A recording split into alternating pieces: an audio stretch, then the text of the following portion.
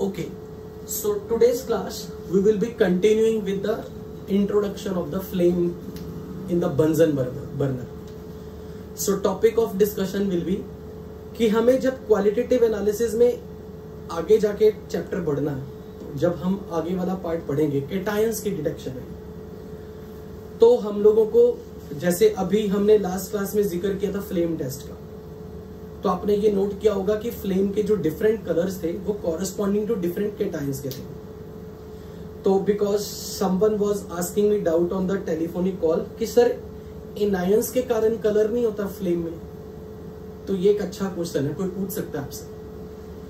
जितने भी एनायंस हमारे सिलेबस में ना जेई के, वो सब एनायंस वो हैं जो फ्लेम में कलर इंपार्ट नहीं करते. इसलिए फ्लेम में कलर जो आएगा वो सिर्फ कैटायंस के कारण ही होगा.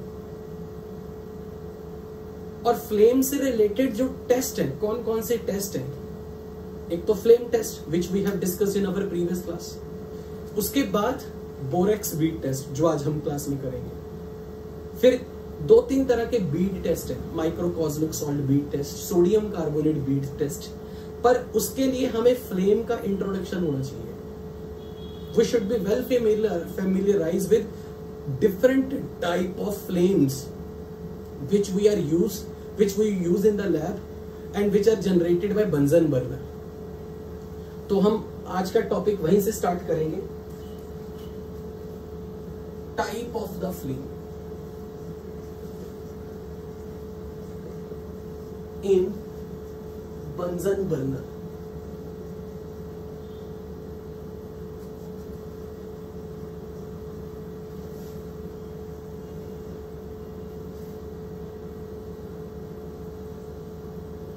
अगर मैं यहाँ आपको बर्नर थोड़ा ड्रॉ करके दिखाऊं तो एक स्टील टाइप की एक ट्यूब है.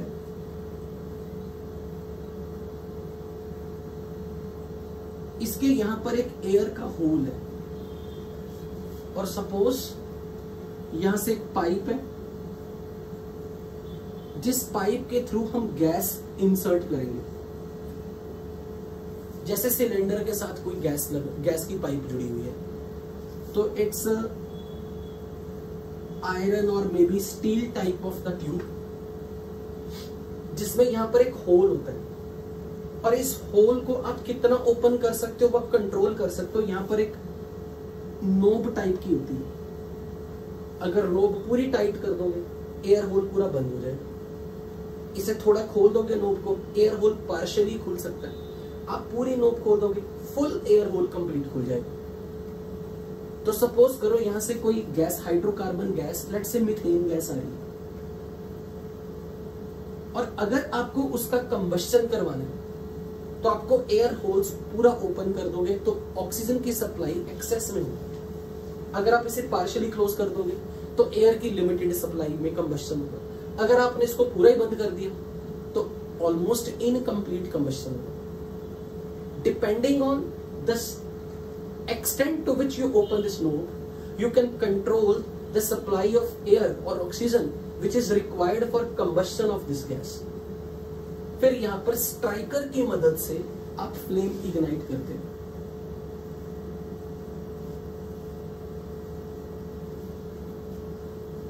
अगर सपोज करो मैंने एयर की सप्लाई लिमिटेड रखी, तो आप देखोगे इस फ्लेम की हाइट बहुत ज्यादा होती है. और खासकर ये आपको जो फ्लेम दिखेगी वो येलो कलर की दिखेगी. Flame looks like a very yellow, bright yellow. तो जब यहां पर एयर की सप्लाई इज नॉट सफिशिएंट, यानी कि आपने एयर होल पार्शियली खोला है, उस वक्त आपको फ्लेम की लेंथ भी ज्यादा दिखती है, हाइट मतलब फ्लेम की. और आपको ये कलर मेजॉरिटी वाइज, ये जो पूरी फ्लेम जल रही होगी, that will look like yellow.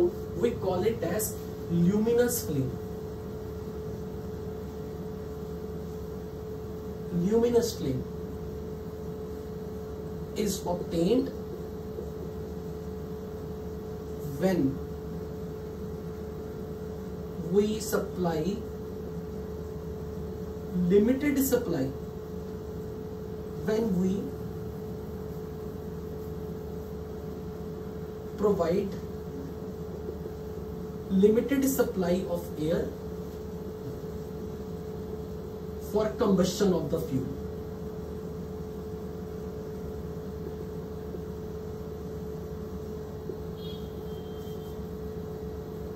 अब इसके जो है ना बेसिकली 3 पार्ट है।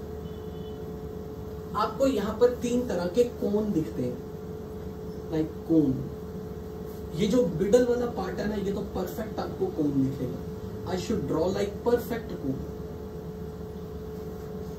इस परफेक्ट कोन में आपको यहां पे कलरलेस डार्क जोन, मतलब काला काला ब्लैक जोन दिखेगा।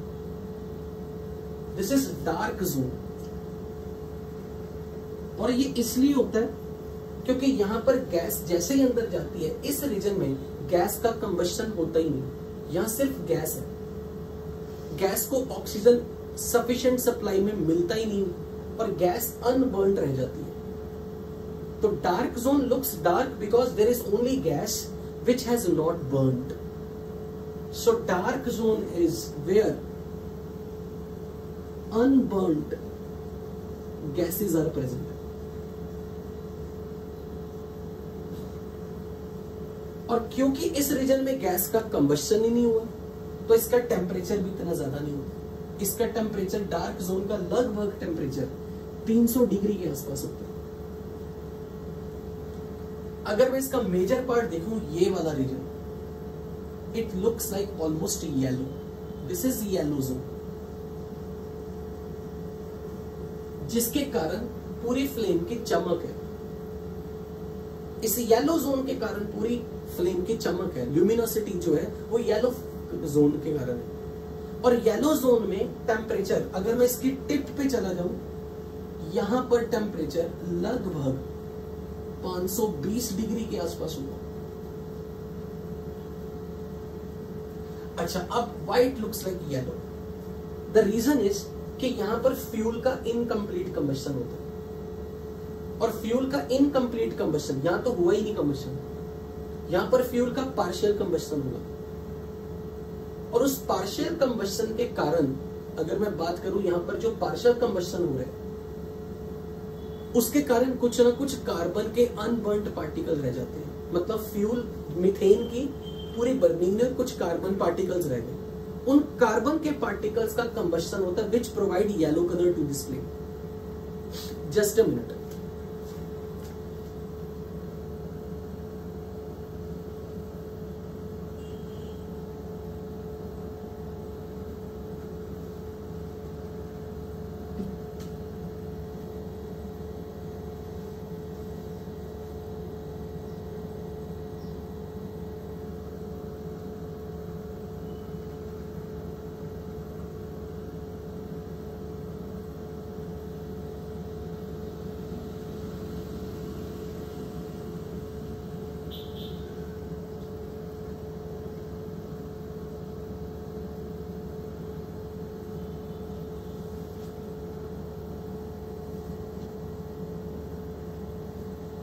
विनम्रता, बोर्ड इज ओके, विजिबिलिटी पूरी आ रही है ना विनम्रता?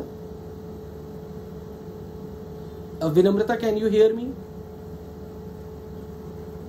बोर्ड की विजिबिलिटी कंप्लीट है? ओके। विनम्रता, सेटिंग्स में जाके क्या आप चैट डिसेबल कर दो? You just disable the chat.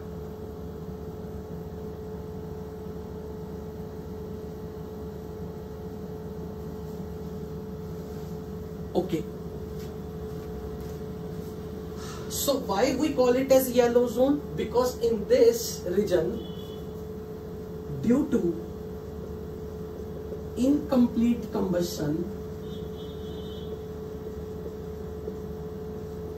of the fuel, some carbon particles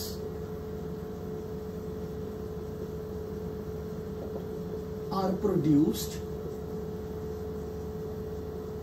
and these unburnt carbon particles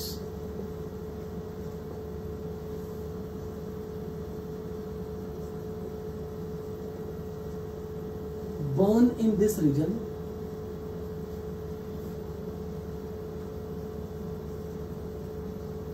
and produces yellow color, yellow or luminosity to the flame.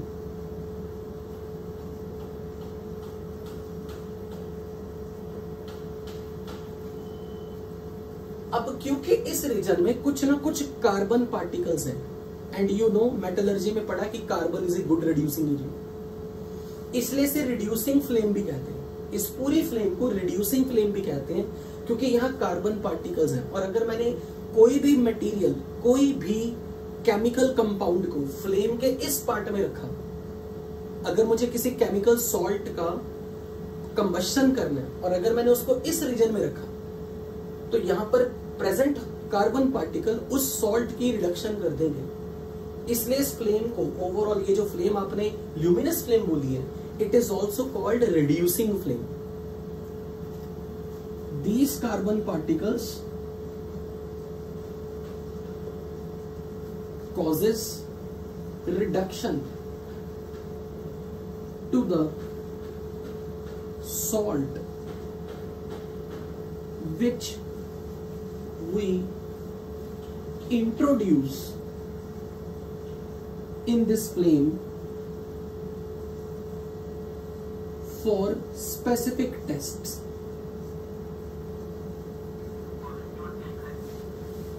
Causes के बाद reduction.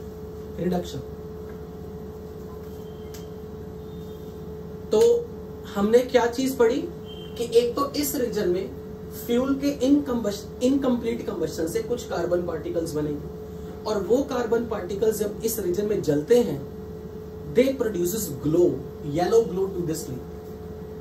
अगर मैंने कोई सॉल्ट लिया और उस सॉल्ट को इस रीजन में अंदर सॉल्ट को बर्न करवाया, तो वो जो भी सॉल्ट होगा उसको कार्बन के पार्टिकल रिड्यूस कर देगा। इसलिए इसको बोलते हैं रिड्यूसिंग फ्लेम। इसको बोलते हैं अपर रिड्यूसिंग फ्लेम। ये जो रीजन है, जो आप यहां पर जहां पर मैंने ये लिखा yellow zone, this is called upper reducing reason.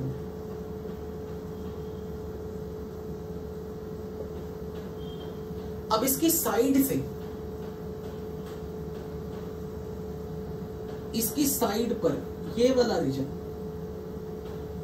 इतना रीजन,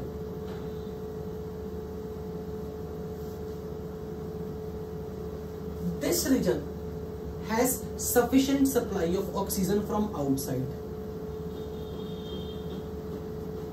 लेकिन ये जो अपर रीजन है, यहां पर ऑक्सीजन की मात्रा from the outside air maximum मिलती है। तो ये जितना रीजन यहां पे मैंने शेडेड नहीं किया, यहां जहां पर मैंने 1 2 3 एरो लगाए, इनफैक्ट मैं 2 एरो लगा देता हूं, राइट साइड से लेफ्ट साइड से, यहां से एयर की सप्लाई, ऑक्सीजन की सप्लाई एक्सेस में है। तो यहां फ्यूल का कंप्लीट कंबशन होगा, कंप्लीट। और जब फ्यूल का कंप्लीट कंबशन होगा, you will observe no colour in this flame, this is colourless part of the flame. साइडों पे ये जो रीजन है, साइडों पे ये जो रीजन है, यहां ऑक्सीजन की सप्लाई मैक्सिमम है, इसलिए जो फ्यूल निकल के आ रहा है उसका मैक्सिमम कंबशन इस रीजन में होगा।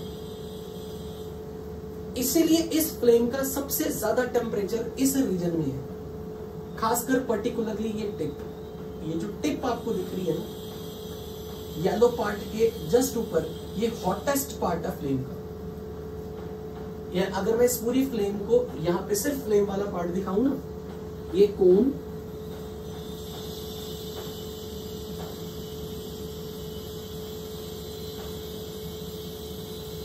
तो this is dark zone, this is dark zone, this is yellow part of the flame, yellow part, this is here, there is no colour in the flame. तो यहां पर फ्यूल का complete combustion होगा, complete combustion. यहां पर oxygen की supply maximum है, maximum. इसलिए इस रीजन में टेम्परेचर सबसे ज्यादा है। और अगर मुझे पूरी फ्लेम का सबसे हॉटेस्ट पार्ट देखना है, ये टिप, यहां पर टेम्परेचर लगभग 1560 डिग्री, 1560 डिग्री सेल्सियस होता है। और ये जो रीजन दिख रहा है साइड से, यहां पर भी एयर की सप्लाई सफिशिएंट है, बट उतनी सफिशिएंट नहीं जितनी यहां है। इसलिए यहां फ्यूल का कंबशन काफी हद तक होता है, पर कंप्लीट नहीं। मतलब आई कैनॉट कॉल कि यहां फ्यूल का कंबशन पार्शियल हुआ, पर यह भी नहीं कह सकता कि फ्यूल का कंबशन कंप्लीट नहीं हुआ। मतलब it's significant extent of combustion takes place in this region. यहां तो बहुत ही कम हो रहा है कंबशन, यहां तो जरा सा भी कंबशन नहीं हो रहा गैस का। यहां गैस का काफी लिमिटेड सप्लाई में कंबशन हुआ, सिग्निफिकेंट सप्लाई में, सिग्निफिकेंट एयर की क्वांटिटी में फ्यूल का एक अच्छी खासी डिसेंट एक्सटेंट तक कंबशन हुआ। एक्सेस ऑफ कंबशन, जो कंप्लीट कंबशन है, वो यहां पे हुआ। इसलिए इस रीजन में फ्लेम का कलर होता है ब्लू, ब्लू जोन। साइड पे मैं यहां दिखा रहा हूं ब्लू जोन।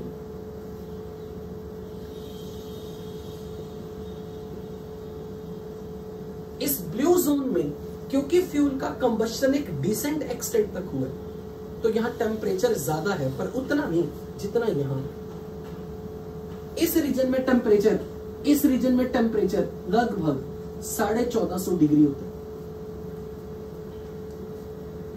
अब जैसे जैसे मैं इस टिप से ऊपर जाऊंगा टेम्परेचर घटता जाता है। अगर ये 1560 डिग्री, लेट से यहां 1550 डिग्री, फिर और ऊपर गया 1540 डिग्री। तो हालांकि कोई आपसे ये वैल्यूज नहीं पूछने रहा, पर आपको जितना मैंने अभी तक यहां बताया ना, उसमें आपको ये पता होना चाहिए there are 4 region. This is dark zone, blue zone, yellow zone, colourless zone. Why yellow zone is yellow? Because यहां कार्बन पार्टिकल्स का कंबशन हुआ है। और कार्बन पार्टिकल क्यों बने? क्योंकि यहां पर फ्यूल का इनकम्प्लीट कंबशन हुआ। इसे डार्क जोन क्यों बोला? क्योंकि यहां पर गैस अनबर्न्ड रहती है, होता ही नहीं कंबशन उसका। इस रीजन में ऑक्सीजन की सप्लाई मैक्सिमम क्यों है? क्योंकि आउटसाइड एयर की अप्रोच मैक्सिमम है। यहां साइडों पर भी एयर की सप्लाई सफिशिएंट है, तो यहां फ्यूल का कंबशन सिग्निफिकेंट एक्सटेंट तक होगा, बट मैं उसे कंप्लीट कंबशन नहीं बोलूंगा, वो यहीं पर होगा। इसलिए इस रीजन में flame looks blue, blue zone. यहां टेम्परेचर 1450 डिग्री, क्योंकि इस रीजन में कार्बन पार्टिकल है, तो मैं इस रीजन का टॉप पार्ट कहलाऊंगा अपर रिडक्शन जोन।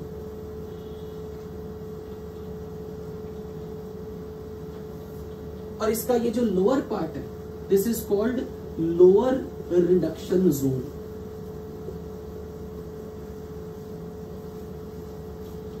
इस रीजन में ऑक्सीजन की सप्लाई मैक्सिमम है, तो मैं यहां इस रीजन को, जहां पर ये टेम्परेचर 1550 डिग्री है, 1540 डिग्री है, यानी कि ये कलरलेस जोन जो है, इसको बोलते हैं अपर oxidising region.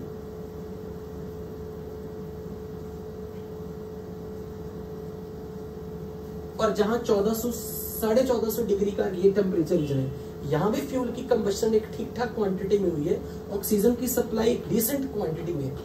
So this is called lower oxidising reason.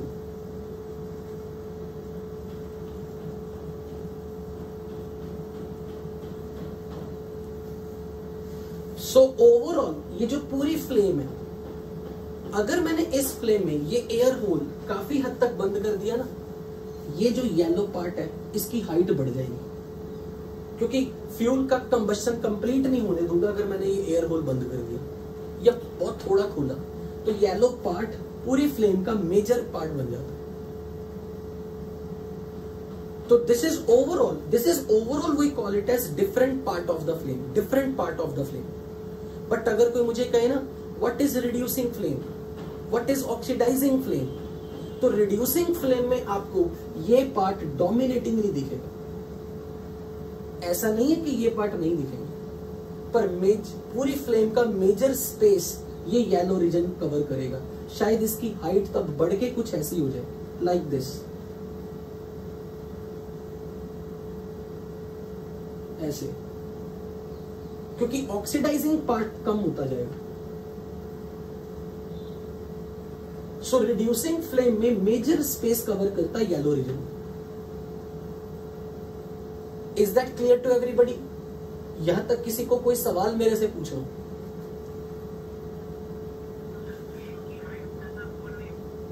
दोबारा पूछो। Reducing part, actually reducing part इतना उठ जाता है, ओवरऑल पूरी फ्लेम ही बड़ी हो जाती है, ओवरऑल फ्लेम पूरी की हाइट बढ़ जाती है, पर उसमें मेजर पूरा फ्लेम का पार्ट जो दिखता है आंखों को वो येलो डोमिनेटिंग नहीं दिखता। ये ब्लू पार्ट बड़े कम दिखेंगे, ध्यान से देखने पे लगता है अच्छा यहाँ येलो कलर, यहाँ ब्लू कलर है, बट जो मेजर पूरी अगर मैं बर्नर ऑन कर दूं तो आपको ऐसा लगेगा जैसे आग की लपटें नॉर्मली लकड़ी जलाते हो तो येलो कलर की जो फ्लेम निकलती वैसे दिखेगी। इज दैट क्लियर बच्चों?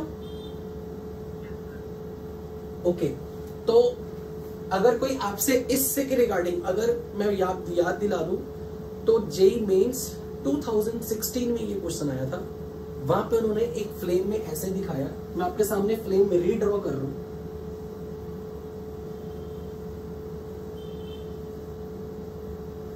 ऐसे कुछ है, this is region 1, this is region 2, this is region 3, this is region 4 and this is region 5। In fact ये ऐसे दिखाया 1, 2, 3 एंड 4, और आपसे ये ड्राइंग दिखा के पूछा है कौन सा रीजन ऐसा है जहां पे टेम्परेचर मैक्सिमम है, तो आप क्या आंसर करोगे? 3।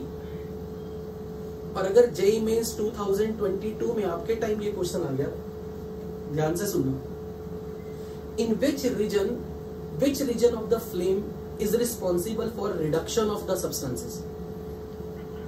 सेकेंड। तो ये चीज अब आपको क्लियर है सब?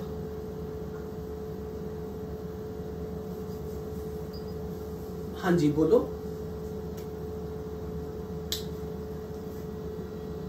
ऑक्सीजन की सप्लाई है, ऐसा नहीं है, इस रीजन में है। देखो ये जो फ्लेम का बाहर वाला पार्ट है ना, इसको एयर का कांटेक्ट सबसे ज्यादा, पर जितना इस रीजन में एयर की सप्लाई है वो इस रीजन में नहीं होती उतनी, इसलिए फ्यूल का कंबशन यहाँ कुछ हद तक कम है और यहाँ तो कंप्लीट कंबशन है। पर यहाँ जितना भी फ्यूल का कंबशन हो रहा है वो एटलीस्ट इस रीजन से तो कहीं ज्यादा हो रहा है। कभी भी आपने गैस स्टोव में घर में बर्नर देखे होंगे तो कई बार बर्नर जलाते हो तो उसमें ब्लू कलर की फ्लेम आती है और कई बार बर्नर से येलो कलर की फ्लेम आती है। तो वो सिर्फ इसी चीज का चक्कर होता है कि आपने अपने फ्यूल को कंबशन के लिए एयर की सप्लाई कितनी दी है। अगर कभी भी सिलेंडर की पाइप से घर में नॉर्मल चूल्हे पे कुछ कचरा वचरा फंस जाए ना, जहां से एयर होल्स नहीं मिल रहे कंप्लीटली, तो वहां पर आप देखना येलो फ्लेम निकलनी शुरू हो जाएगी।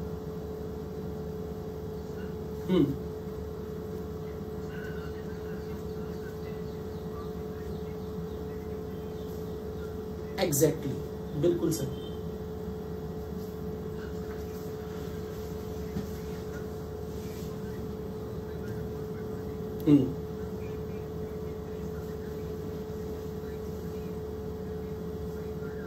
हाइट तो देखो, हाइट बढ़ने का मतलब सिर्फ इतना कि आपने गैस को जितना रीजन दिया एक्सपैंड करने का, जितने रीजन में गैस जा रही है वो कंबशन तो सबका होगा। अगर आपने बेसिकली आपने जब नोब पूरा खोल दिया और आपने गैस की मात्रा बढ़ा दी, पर सेकंड जो इतनी क्वांटिटी में गैस पहले आ रही है अब ज्यादा गैस आ रही है, gas will occupy more volume in the air, तो आपको फ्लेम का भी वॉल्यूम ज्यादा दिखेगा।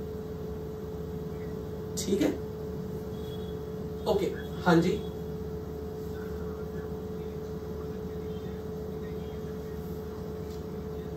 एग्जैक्टली, गुड, मैं यही अब आने वाला हूं। ये तो अभी तक आपने रिड्यूसिंग फ्लेम के बारे में बात सुना, ल्यूमिनस फ्लेम। मान लो मैंने इस एयर होल को पूरा कंप्लीटली ओपन कर दिया, पूरा कंप्लीटली ओपन, अब इसी फ्लेम के सिर्फ 3 पार्ट दिखेंगे, 1 कोन,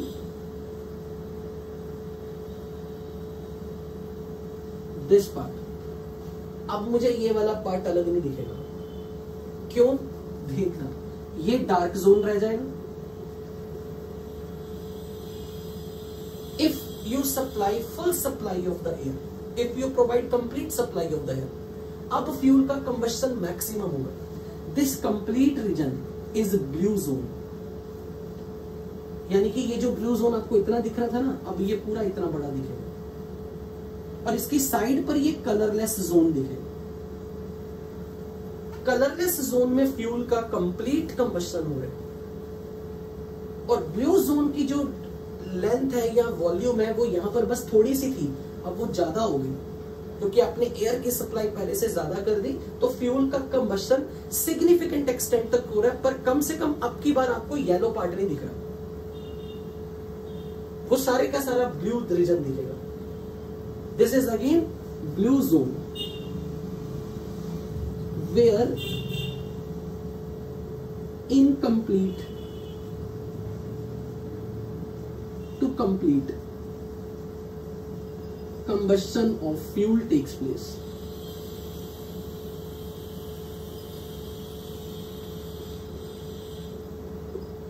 जब मैंने ये वर्ड बोला ना इनकम्प्लीट टू कंप्लीट, मेरा ये कहने का मतलब है नाइदर 100% बट नाइदर लेस, बीच का एक मॉडरेट क्वांटिटी ऑफ कंबशन। लेकिन इस रीजन में ये जो डार्क जोन है,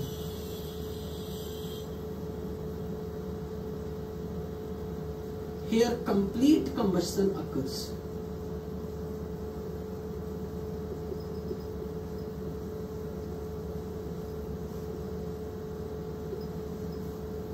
और जब फ्यूल का कंप्लीट कंबशन हो रहा है, आपको कार्बन के, अब कार्बन का जो यहां पर जो कार्बन पार्टिकल्स हैं अब वो नहीं बन रहे, इसलिए यहां पर कोई येलो पार्ट नहीं है। डार्क जोन वही रहेगा, dark zone where there is unburnt gases,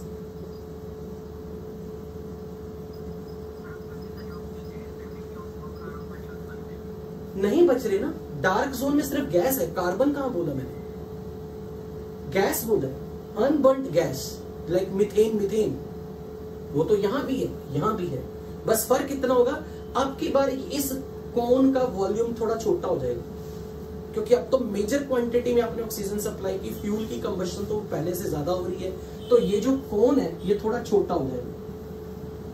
लेकिन ये जो ब्लू पार्ट है ये डोमिनेटिंगली आपको दिखेगा, और साइडों से आपको कलरलेस फ्लेम, मतलब आप अगर हाथ रखोगे तो आपको फीलिंग आएगी कि कुछ जल रहा है, लेकिन आपको यहां पर कलर सिग्निफिकेंटली या क्लियरली नहीं दिखेगा। सो बट मेजर पार्ट में ये ब्लू फ्लेम दिखेगी, ये पूरा रीजन, and this is called non luminous flame, क्योंकि ल्यूमिनोसिटी येलो कलर के कारण थी।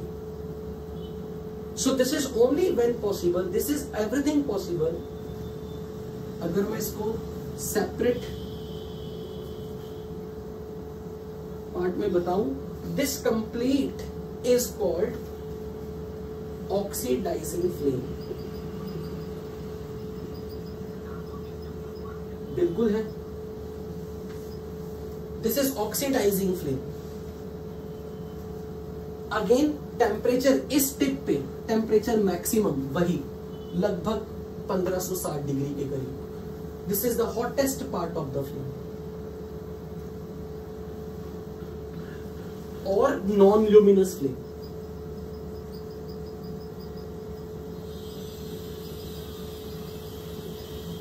बोलो।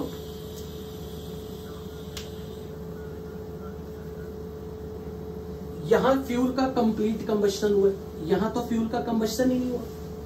जब मैं से डार्क बोल रहा हूं, लिसन, जब मैं से डार्क बोल रहा हूं ना, यहां पे मैंने गलत लिख दिया, ऐसे बोलो, ये डार्क जोन मतलब ब्लैक।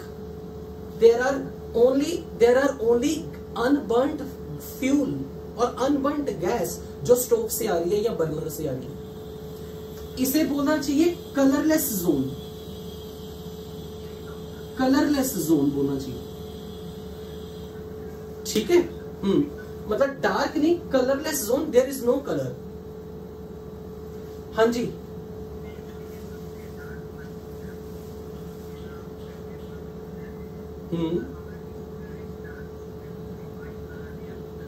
कैसे आप बात उसकी करो ना जो रियलिटी में हो रहा बर्नर के अंदर। इफ एंड बट्स लगा के नई सिचुएशन अगर लगाएंगे ना, दैट इज मोर लाइक वहां केमिस्ट्री नहीं होगी, वो इंजीनियरिंग होगी। ठीक है, मतलब अगर आप सोचो कि यहाँ पर कुछ ऐसा कर दे कि हम एक नई पाइप लगा दें, हम तो उसकी बात करें जो रियल में बर्नर में फ्लेम आएगी। Any other query?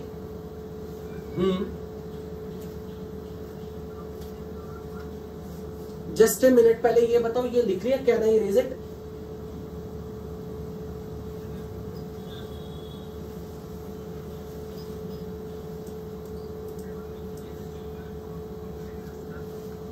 तो यहां पर हमने क्या देखा है, एक डार्क जोन है, एक ब्लू जोन है, एक colourless zone, 3 zone oxidising flame, non luminous flame. यहां अपने पास 4 जोन थे, dark zone, yellow zone, blue zone, again colourless zone. बाहर वाला पार्ट जो कंप्लीट, ये कलरलेस जोन। दिस इज सब कुछ रियलिटी में है, ये सब कुछ रियलिटी वाले है। ये रिड्यूसिंग फ्लेम है, तो ये अपर रिड्यूसिंग पार्ट, ये लोअर रिड्यूसिंग पार्ट। तो अगर कभी भी कोई आपसे पूछे कि upper reducing flame, lower reducing flame, तो आप बोलोगे ये येलो रीजन है पूरा, तो इसका अपर वाला पार्ट अपर रिड्यूसिंग फ्लेम, लोअर वाला पार्ट लोअर रिड्यूसिंग फ्लेम। अगर किसी ने कहा अपर ऑक्सीडाइजिंग, लोअर ऑक्सीडाइजिंग, तो आप बोलोगे ये अपर ऑक्सीडाइजिंग, ये लोअर ऑक्सीडाइजिंग। और अगर कोई इस ड्राइंग को दिखाए ओनली ऑक्सीडाइजिंग फ्लेम का part, this is upper oxidising, this is lower oxidising. हाँ जी, पूछो भाई। वन बाय वन बोलो। हाँ, क्या कह रहे हो? 1 मिनट, कौन सा ब्लू जोन वाले, ऊपर वाली फ्लेम में या नीचे वाली फ्लेम? Blue zone. हाँ, यहां पर क्या कह रहे हो? ये अपर ऑक्सीडाइजिंग, ये लोअर ऑक्सीडाइजिंग। एक्चुअली यहां पर तो येलो फ्लेम है ही नहीं ना, तो रिड्यूसिंग पार्ट तो है ही नहीं यहां पर कार्बन के पार्टिकल तो बने ही नहीं है। और अगर कार्बन के पार्टिकल नहीं बने तो फ्यूल की कहीं भी, मतलब जो भी आप सॉल्ट रखोगे, सॉल्ट कहीं भी आपका रिड्यूस नहीं होगा।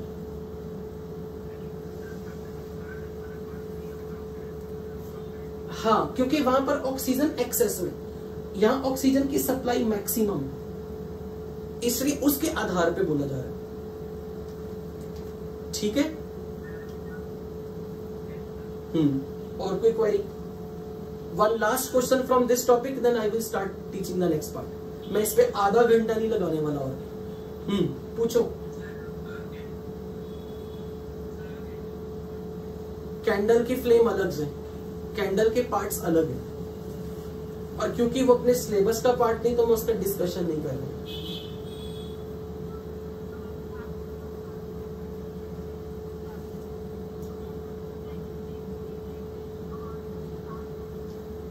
उस वक्त ऐसा भी होता है, कुछ इम्प्योरिटीज नहीं है आपके उस सिलेंडर के अंदर, उन इम्प्योरिटीज के कंबशन से कई बार डिफरेंट कलर आ रहे हैं फ्लेम के, which is neither yellow nor blue.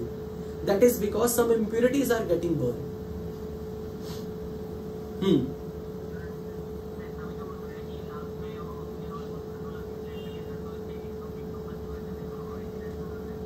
Orange red ना बोलो, हाँ चलो ये कह सकते हैं, ये भी माना जा सकता है, पर सिलेंडर में तो फ्यूल है ना, वहां ऑक्सीजन कहाँ है? सिलेंडर से तो फ्यूल आ रहा है, वहां ऑक्सीजन को क्यों बोल रहे हो? सिलेंडर में तो मीथेन, हाइड्रोकार्बन वगैरह आए होंगे।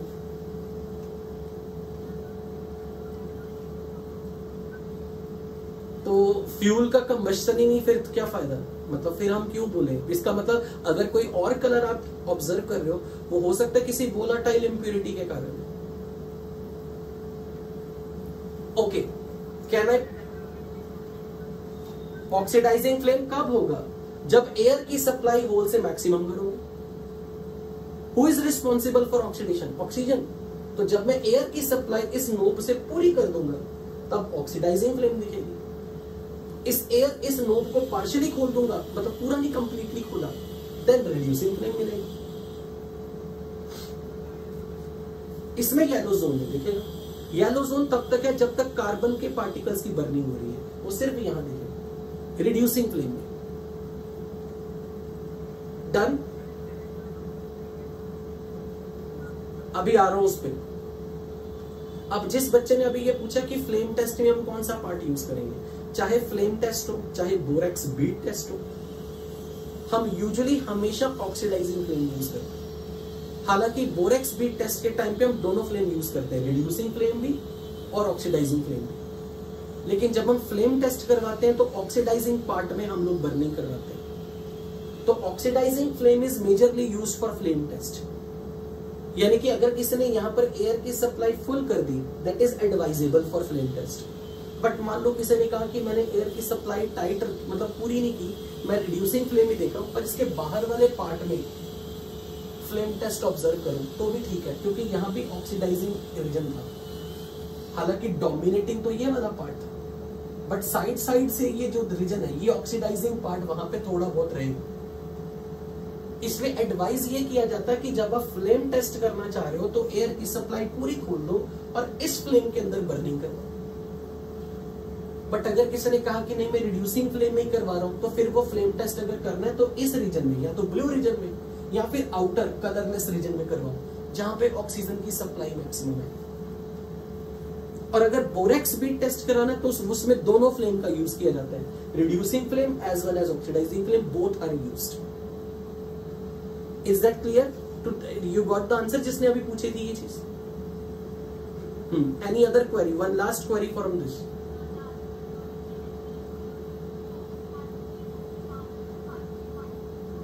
नहीं, ऑक्सीडाइजिंग फ्लेम में नहीं रहते। ऑक्सीडाइजिंग फ्लेम में फ्यूल का कंप्लीट कंबस्शन हो रहा है, एक डिसेंट क्वांटिटी में हो रहा है। यहां पे आपको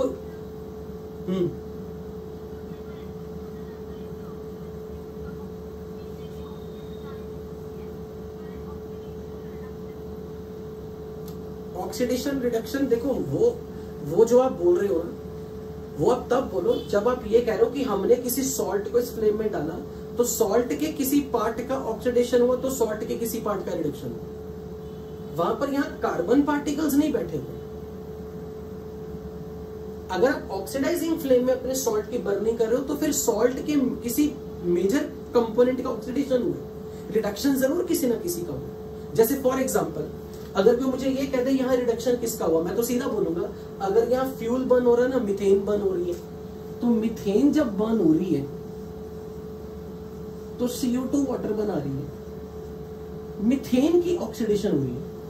कार्बन का ऑक्सीडेशन नंबर यहाँ -4 है, यहाँ +4 है, लेकिन ऑक्सीजन 0 से -2 में गया, ऑक्सीजन की रिडक्शन हो रही है भाई। लेकिन यहां पर कार्बन पार्टिकल्स नहीं है जो किसी सॉल्ट को रिड्यूस कर देंगे। ऑक्सीडाइजिंग फ्लेम में जब फ्यूल का कंबस्शन हो रहा है, fuel will get oxidised, oxygen is undergoing reduction. क्योंकि इस रीजन में ऑक्सीजन की सप्लाई मैक्सिमम है, तो oxygen being taken in excess, तो अगर मैंने सॉल्ट भी लिया तो सॉल्ट के साथ भी ऑक्सीजन की रिएक्शन होगी। जब सॉल्ट की ऑक्सीडेशन होगी तो ऑक्सीजन को रिड्यूस होना पड़ेगा। यू गॉट दैट पॉइंट जिसने अभी बोला था ये? Okay, now I am moving to the next part. अब आगे वाला पढ़ा रहा हूं क्योंकि आपकी क्लास में फिर मैं एक ही टॉपिक पूरे दिन में करा पाऊंगा।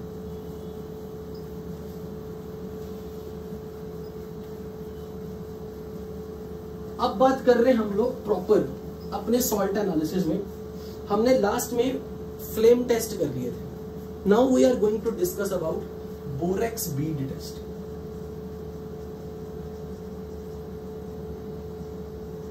बोरेक्स बीड टेस्ट करवाने से पहले मैं एक छोटा सा पॉइंट रिवाइज करवाना चाह रहा हूं जो कि एस ब्लॉक में जरूर बच्चों को पढ़ाया जाता है। फ्लेम टेस्ट, एक बार अपने नोट्स खोलो, फ्लेम टेस्ट वाला पेज खोलो। वहां पर आपने ये देखो कि लिथियम पॉजिटिव के कारण क्रिम्सन रेड कलर लिखा था, सोडियम पॉजिटिव के लिए गोल्डन येलो, पोटाशियम के लिए पर्पल और वॉयलेट, या उसको कई बार लाइलैक भी बोलते हैं। Lilac is like pinkish purple, lilac भी आ जाए, वॉयलेट पर्पल आ जाए, ट्रीट इट लाइक सेम। फिर कैल्शियम के लिए ब्रिक रेड, स्ट्रोंशियम 2 पॉजिटिव के लिए क्रिम्सन रेड, बेरियम 2 प्लस के लिए एप्पल ग्रीन, और कॉपर 2 प्लस का लिख लिया था ग्रीन एज्ड फ्लेम। ठीक, वहां पर क्वेश्चन ये पूछा जाता है, why beryllium and magnesium salts do not produce any colour in the flame.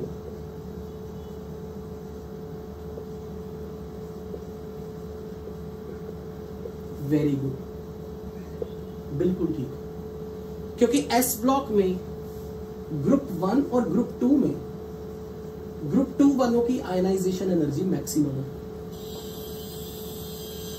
और ग्रुप 2 में down the group ionisation energy decreases. This is the order of ionisation energy.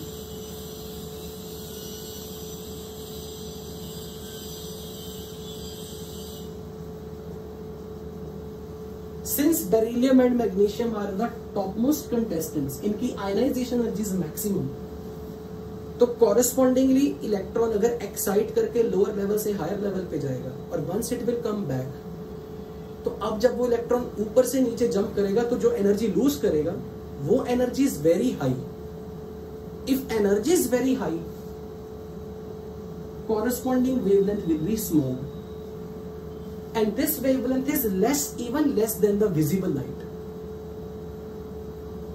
Because ये wavelength visible region में नहीं आती, the reason is energy, ionization energy is very high. तो जो photon electron जब ऊपर से नीचे वाले शेल में यानी कि हायर स्टेट से ग्राउंड स्टेट में जब जंप करेगा और जब फोटॉन्स रिलीज करेगा, तो emitted photons they have very high energy. Correspondingly, wavelength of emitted photon is too low, which do not belong to visible region. तो आप यही बोलोगे अगर वन लाइन कंक्लूजन निकालना है कि बेरिलियम मैग्नीशियम क्यों नहीं फ्लेम में कलर देते, because of their high ionisation energy. But ionisation energy high है तो क्या हम कहेंगे, they need extraordinary amount of energy to jump electron from the ground state to excited state.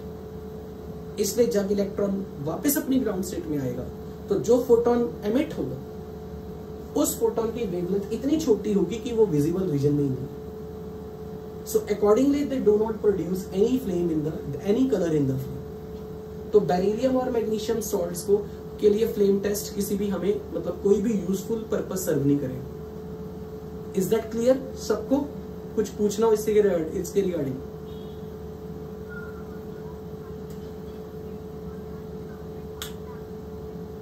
लेकिन वो जो बेसिकली है वो आप इस डेफिनेटली उस वक्त जो कलर आ रहा है ना वो नॉर्मल व्हाइट लाइट है, लेकिन जैसे कि पर्टिकुलरली जैसे लिथियम का रेड कलर आया, वॉयलेट आया, वो स्पेसिफिक सिंगल वेवलेंथ मतलब स्पेसिफिक कलर की वेवलेंथ नहीं है, वो डेजलिंग लाइट है, नॉर्मली स्पार्क है। जैसे वो जस्ट ये दिखा रहा है कि magnesium it catches fire, but उसका कैरेक्टरिस्टिक कलर अपना कुछ भी नहीं है जैसे इंडिविजुअल लाइंस का।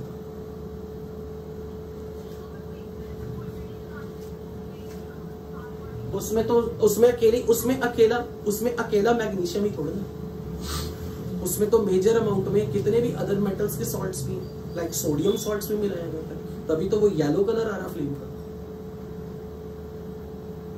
Because that's not the pure magnesium. Okay, ये एक छोटा सा पॉइंट रह गया था डिस्कस करने वाला लास्ट क्लास में। Can I erase? Have you noted?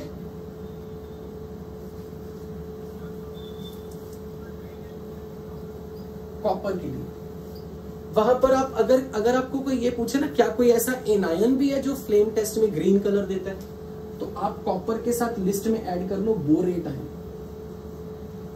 This produces green colour in the flame like copper. Green colour की फ्लेम अगर लेनी है तो कॉपर आयन एंड और बोरेट आयन।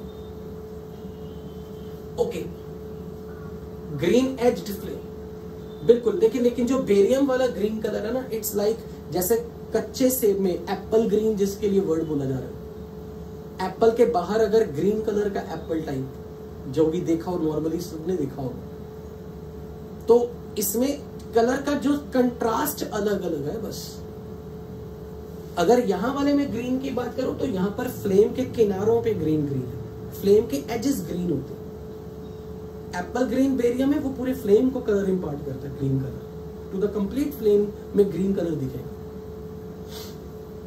ओके, सबसे पहला क्वेश्चन बोरेक्स बीट टेस्ट के लिए अगर करवाऊं तो पहले तो ये दिमाग में नोट करो कि सिंपल क्वेश्चन ये पूछा जाता है कौन कौन से मेटल आयंस की डिटेक्शन या कौन कौन से मेटल सॉल्ट्स, किस किस मेटल के salts borax bead test positive perform करेंगे, यानी कि बोरेक्स बीट टेस्ट या कौन कौन से आयंस को डिटेक्ट कर सकते हैं।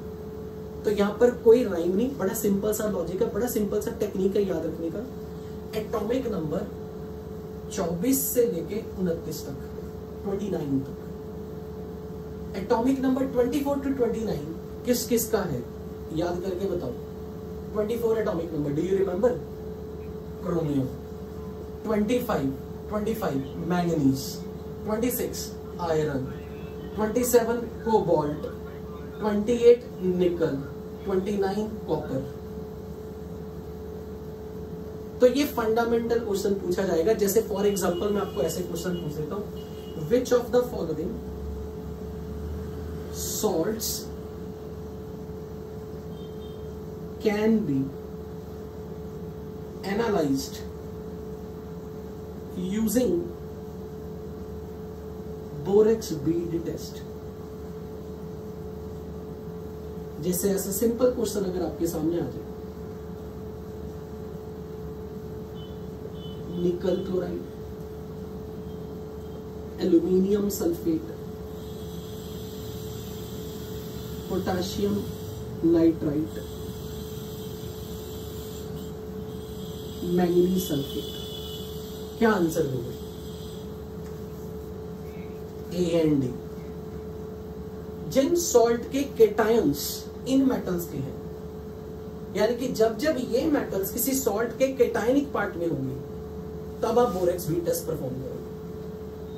अब इस बीट टेस्ट को परफॉर्म करने से पहले मैं आपको एक बेसिक इंफॉर्मेशन दे रहा हूं जो आपको कभी भी नहीं भूलनी। इट्स मैंडेटरी इंफॉर्मेशन जो आपको याद रखनी है। क्या रखनी है? मैंगनीज हमेशा आपको मैंगनीज पर बेस्ड कभी भी कोई क्वेश्चन आएगा तो वो 3 कलर्स पर बेस्ड होगा, ग्रीन, पर्पल,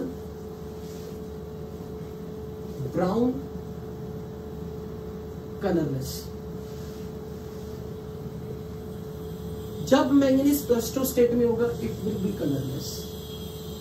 ब्राउन स्टेट में तब जब मैंगनीज +4 स्टेट में हो, पर्पल जब मैंगनीज +7 स्टेट में हो, और ग्रीन जब मैंगनीज +6 स्टेट में हो। और इसकी मोस्ट कॉमन एग्जांपल जो आपसे पूछी जाती है एग्जाम में, MnO4- का कलर, MnO4 का कलर, MnO2 का colour.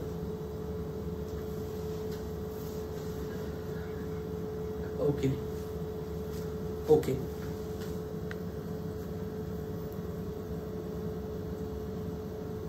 It is visible right?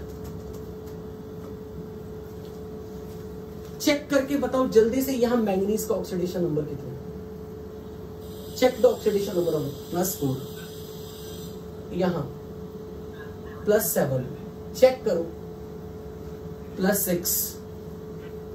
अब मुझे ये याद करके दिलाओ, मैंने पिछली क्लास में आपको कुछ केटायंस के कलर बताए थे, मैं उसको एक बार रिवाइज करवा रहा हूं। लिसन, कॉपर के लिए, कॉपर 2+ के लिए क्या कलर बताया था? ब्लू, ठीक है।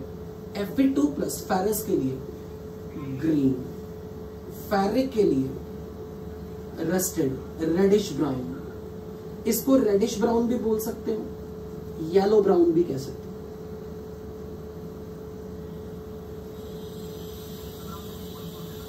वो देख लेंगे जहां भी कभी येलो ब्राउन, रेडिश ब्राउन आ जाए, मतलब आयरन +3 स्टेट की बात हो रही है। विनम्रता, वॉइस कंट्रोल करो।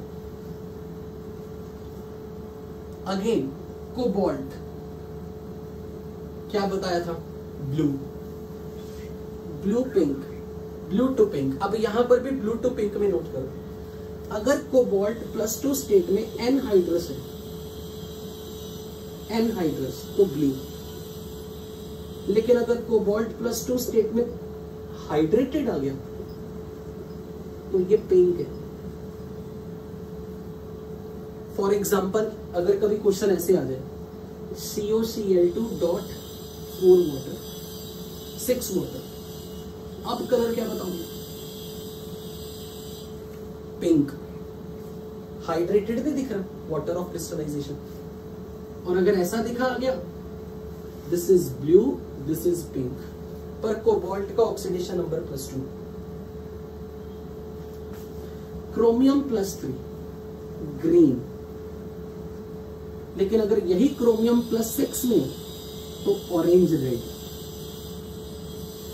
और इस पर क्वेश्चन ना ऐसा हो ही नहीं सकता, ये इतनी बार रिवाइज होगा इस चैप्टर में। फॉर एग्जाम्पल मैं आपसे अगर ऐसे पूछूं predict the colour of this,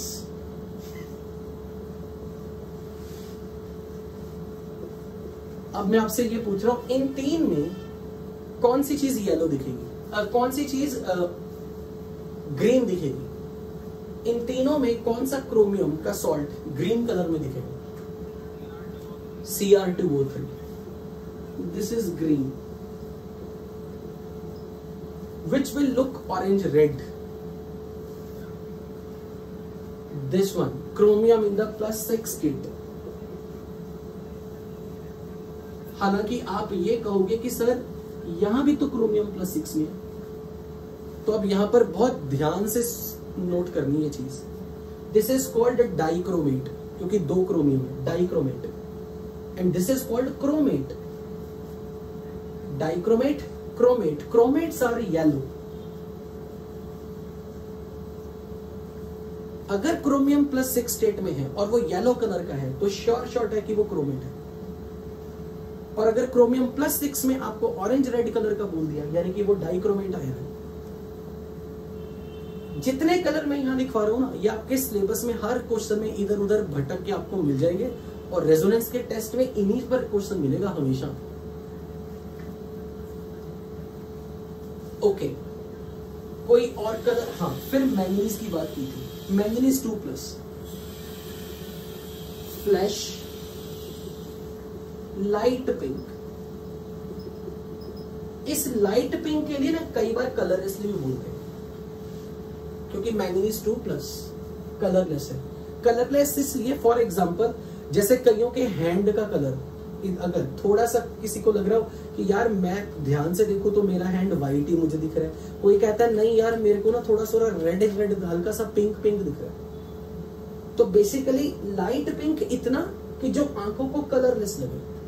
और ये लाइट पिंक कुछ ऐसा जैसा कि मास्क, मतलब फ्लैश का कलर। सो मैंगनीज 2+ के लिए कलरलेस अगर कभी लिखा है तो इट मीन्स वो ये दिखाना चाह रहा है कि it is so light pink which is almost looking like a colorless. अब मैं इस इंफॉर्मेशन को बोरेक्स बी टेस्ट में यूज करवाऊंगा। हाँ, कोई स्टूडेंट कुछ कह रहा था? हाँ, निकल 2+, ग्रीन,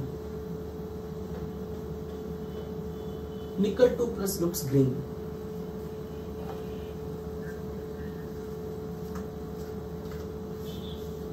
अगर कोबाल्ट का कोई भी सॉल्ट +2 स्टेट में और वाटर ऑफ क्रिस्टलाइजेशन है तो वो पिंक दिखेगा, पिंक। और अगर एनहाइड्रस स्टेट में कोबाल्ट +2 में ब्लू।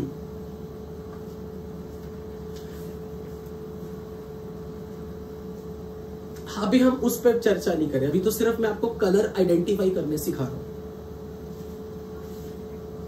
हाँ, वो उसमें बताया होगा, कभी मैंने 11th क्लास में भी कभी बताया था स्टोशियोमेट्री के टाइम।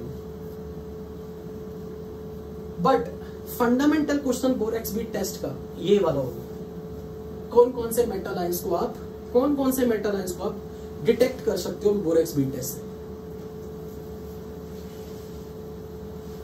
बोरेक्स बी टेस्ट में अब अगर मैं तरीका सिखाऊं कि व्हाट एक्चुअली हैपेंस, पहले उसकी प्रोसेस देखते हैं कि बोरेक्स बी टेस्ट में करते क्या। How the borax bead test is perform,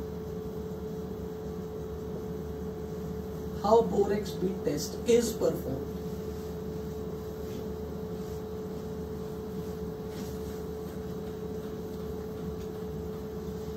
borax bead test perform करते हुए क्या किया जाता है, आपके पास बोरेक्स पाउडर है, दिस इज Na2B4O7.10 वाटर। इसका फॉर्मूला बहुत इंपॉर्टेंट है, क्योंकि पी ब्लॉक में जब बोरोन कार्बन फैमिली आएगी तब इस पर सवाल आएंगे। एक्चुअल में इसका अगर ट्रू फॉर्मूला ना वो ऐसा दिखाया जाता है, Na2B4O5OH twice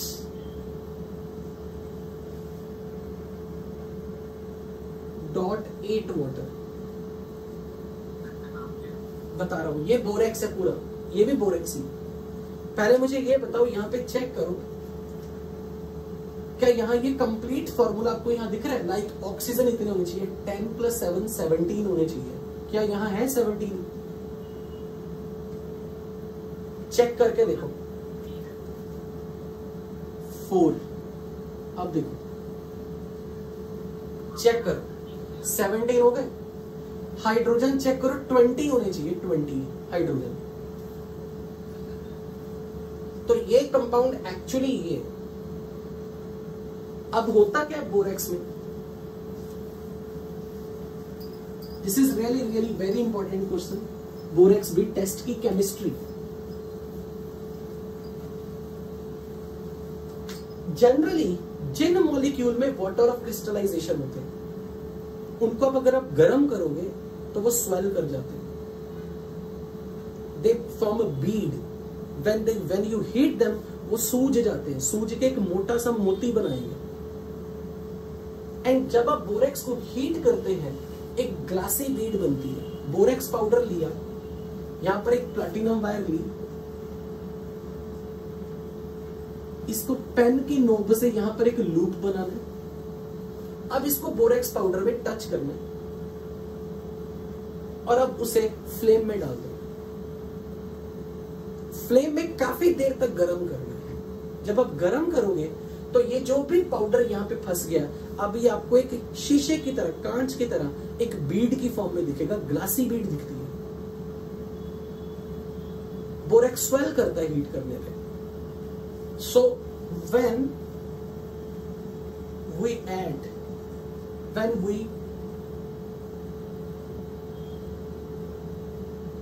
fit borax powder in the loop made on platinum wire and we heat it up to very high temperature in the flame,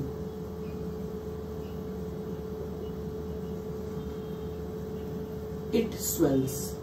Who swells? Borax swells and produce transparent glassy bead.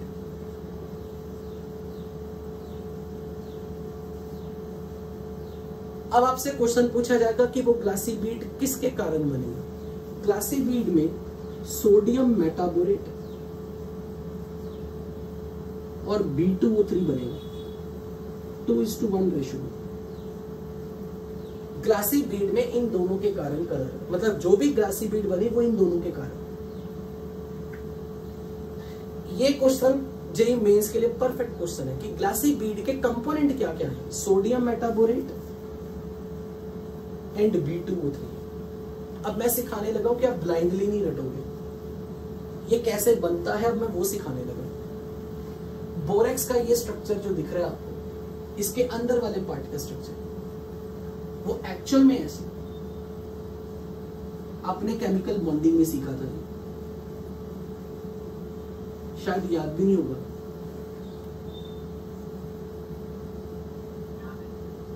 Good. Boron की valency 3 और यहां पर 2 boron के साथ O- है। अगर मैं इस पूरे सॉल्ट की बात करूं ना, ये जो आपको दिख रहा है इसमें देखो मैंने 4 बोरॉन 7 ऑक्सीजन रखे और 2 माइनस। अगर मैं एनहाइड्रस सॉल्ट की बात करूं, इसके एनहाइड्रस सॉल्ट की, ये Na2B4O7 है। क्यों? क्योंकि ये जो 10 वाटर थे ना, ये सब उड़ गए। When you heat this, all the water evaporates. You will get anhydrous salt. This is actually borax, anhydrous form of the borax.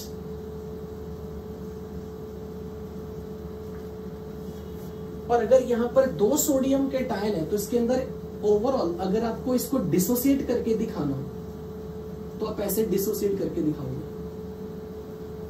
Sodium पे वैलेंसी +1, सोडियम का ऑक्सीडेशन नंबर फिक्स है, और B4O7 पे चार्ज बताओ कितना आएगा। जब आप ये 1 इस पे +1 दोगे तो ये 2 इसके ऊपर, this is called tetraborate ion. Tetraborate ion, ये मैंने उसका स्ट्रक्चर बनाया। हमने साइक्लिक स्ट्रक्चर क्यों बनाया? क्योंकि अब आप ऑर्गेनिक पढ़ चुके हो। 1 2 3 4 5 6 मेंबर्ड रिंग बन रही है। 6 membered ring is stable, thermodynamically stable. 1 2 3 4 5 6, ये इसका स्ट्रक्चर है। यहां पे सोडियम प्लस बैठेंगे, तो एक सोडियम प्लस। अब मैं बता रहा हूं इसका स्ट्रक्चर। यहां देखो मैं क्या करने लगा हूं, लुक, मैं इस पूरे मॉलिक्यूल को 2 वाटर सप्लाई करने लगा। 10 में से 2 वाटर अब मैं इस पूरे सॉल्ट को देने लगा। यानी कि 8 वाटर मॉलिक्यूल हुए जो प्योर वाटर ऑफ क्रिस्टलाइजेशन है, पर 2 वाटर इस पूरे स्ट्रक्चर का पार्ट है। कैसे? लुक हियर, वाटर मॉलिक्यूल में H पॉजिटिव और OH माइनस है। तो अब देखो मैं क्या करने लगा, इसे एक H प्लस, इस O माइनस को एक H प्लस दिया, ये बन गया OH, और एक OH माइनस के साथ इसका कोऑर्डिनेट बॉन्ड बना दिया। क्योंकि बोरॉन का ऑक्टेट इनकम्प्लीट है, बोरॉन के 3 बॉन्ड, तो OH माइनस से कोऑर्डिनेट बॉन्ड। अब आपने 11th क्लास में ये सीखा था कि कोऑर्डिनेट बॉन्ड को कोवेलेंट बॉन्ड कैसे बनाते हैं। इसका एक इलेक्ट्रॉन उठा के बोरॉन को दे दो, इस लोन पेयर का एक इलेक्ट्रॉन उठा के बोरॉन को दे दो और शेयरिंग कर दो। अब चार्ज बताओ किस पे कौन सा आएगा। इसका एक इलेक्ट्रॉन, OH का एक इलेक्ट्रॉन मैंने बोरॉन को दिया, तो OH पे कौन सा चार्ज आएगा? पॉजिटिव। और नेगेटिव पहले से था, नेगेटिव पहले से था, एक इलेक्ट्रॉन को दे दिया तो ये न्यूट्रल हो गया। लेकिन इस बोरॉन ने तो एक इलेक्ट्रॉन गेन किया, तो इस पे नेगेटिव। तो यहां पर मैंने वाटर का एक H प्लस एक OH माइनस, इसे एक H इसे OH। सेम काम सेकेंड वाटर मॉलिक्यूल, इस O माइनस को H प्लस और इसे OH माइनस के साथ कोऑर्डिनेट, और इस कोऑर्डिनेट बॉन्ड को कोवेलेंट बॉन्ड दिखाने के लिए फिर से फॉर्मल चार्ज अगर लगाऊंगा तो B पे नेगेटिव। अब चेक करके बताओ ये पूरा स्ट्रक्चर में क्या आपको भी एक स्केलेटन दिख रहा है? ध्यान से देखना, 4 बोरॉन 5 ऑक्सीजन, 1 2 3 4 5 रिंग वाले पार्ट, 5 ऑक्सीजन और 4 OH, 1 2 3 4। बोलो ये चीज दिखी क्या? नहीं। ये एक्चुअल स्ट्रक्चर है जिसके साथ ये 8 वाटर ऑफ क्रिस्टलाइजेशन है। तो आपको एनहाइड्रस बोरेक्स और हाइड्रेटेड बोरेक्स दोनों के बारे में पता होना चाहिए। एनहाइड्रस बोरेक्स आई होप आपने ये ड्रॉ कर लिया।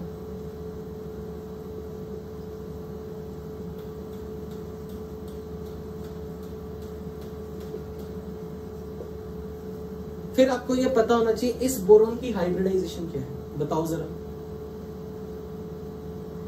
sp2, यहां sp2 sp2 sp2, यहां चेक करो sp2 sp2 sp3 sp3, मानते हो या नहीं? तो क्या आपको इन दोनों का स्ट्रक्चरल डिफरेंस पता लगा? Structural difference, here all boron are sp2, here 2 boron और sp2, 2 बोरोन और sp3। करवाया तो मैंने बहुत कुछ है 11th में, जितना पढ़ाया मैंने अपने करियर में नहीं आपको उतना पढ़ाया। So basically 2 boron sp3, 2 boron sp2, लेकिन एनहाइड्रस में चारों बोरोन sp2। तो अब आपको ये पता होना चाहिए कि 10 वाटर को हमने डिस्ट्रीब्यूट कैसे किया। अंदर 2 वाटर दे दिए जो कि 4 OH की फॉर्म में है, और फिर 8 वाटर ऑफ क्रिस्टलाइजेशन। अब मैं जब इसको हीट करूंगा, हीट,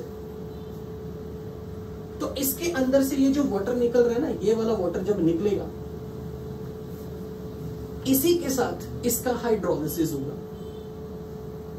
यही वाटर मॉलिक्यूल में इसका केमिकल रिएक्शन होगा।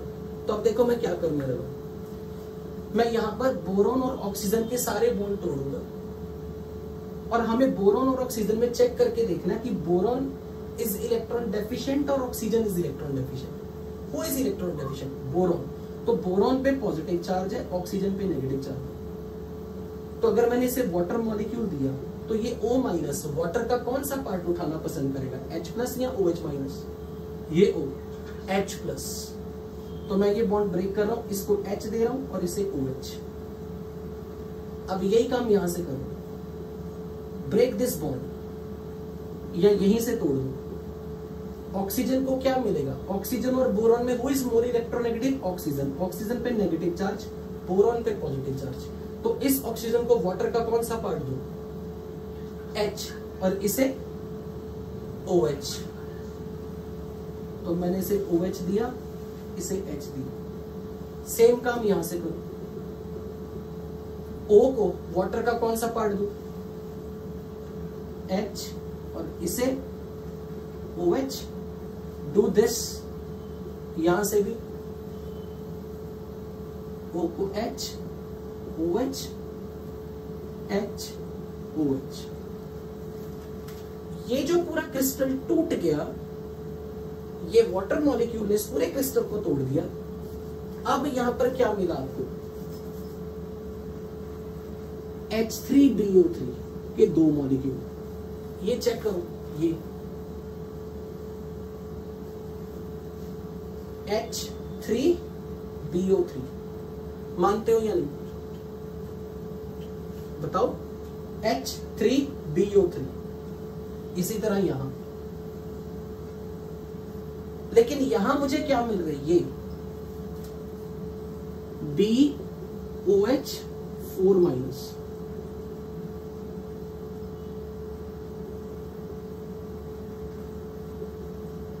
और साथ में 2 सोडियम आयन भी जो यहां पे लगे हुए थे। इस पूरे क्रिस्टल पे क्या चार्ज है? इस पूरे क्रिस्टल पे, इस पूरे स्क्वायर ब्रैकेट पे चार्ज कितना? -2। तो 2 सोडियम भी। अब क्योंकि आप हीट कर रहे हो और बहुत हाई टेम्परेचर पे आपने से हीट किया फ्लेम में, तो अब इनमें से भी वाटर निकल जाएगा। Do this task. BOH thrice के 2 मॉलिक्यूल लो, वाटर निकालो।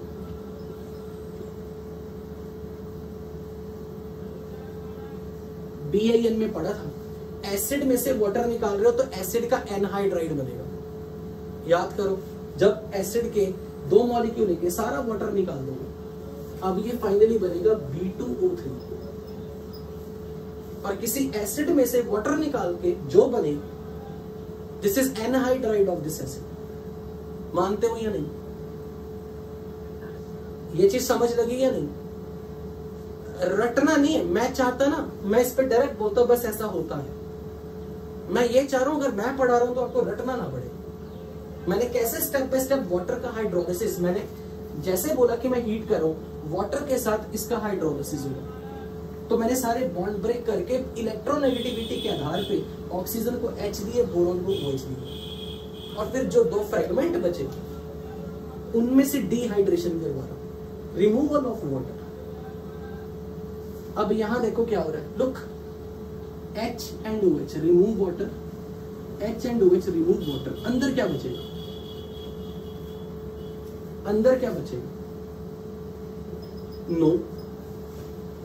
कैलकुलेशन करो, BO2 माइनस, ये जो BO2 माइनस है ये Na प्लस के साथ सॉल्ट बन रहा है, सोडियम मेटाबोरेट 2, क्योंकि 2 है, 2 बोरेट बनेंगे क्योंकि कोफिशिएंट 2 है, 2 ये 2 ये, तो यहां पे मैंने गलत लिख दिया ऐसे 2 NaBO2। तो अब बताओ आपको ये पता लगा कि NaBO2 और B2O3 क्यों लिखे मैंने?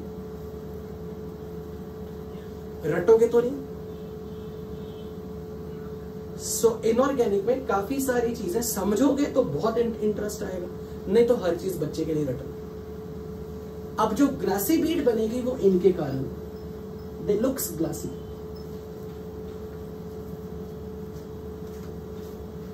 जो नॉर्मल कांच होता है, कांच की खिड़कियां जो होती हैं, एक मिनट, कांच की जो खिड़कियां होती हैं उनके ये मेन कंपोनेंट होते हैं बोरेट्स। बोरॉन के सॉल्ट्स, बोरॉन के oxy salts, they are found to be present as one of the important constituent of the glass Windows.